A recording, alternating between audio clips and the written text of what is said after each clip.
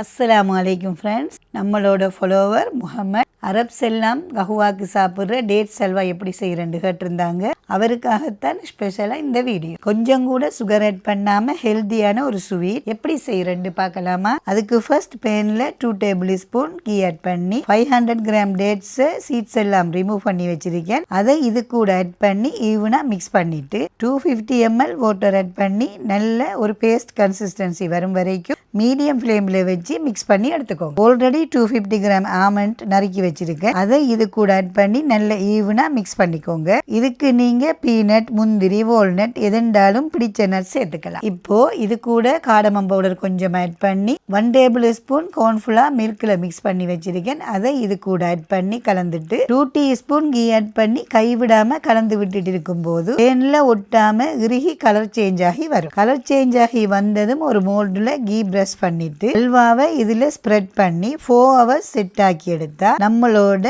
Dates halwa ready. கண்டிப்பா நீங்களும் try பண்ணி பாருங்க. அப்படியே நம்ம சேனலை மறக்காம ஃபாலோ பண்ணுங்க.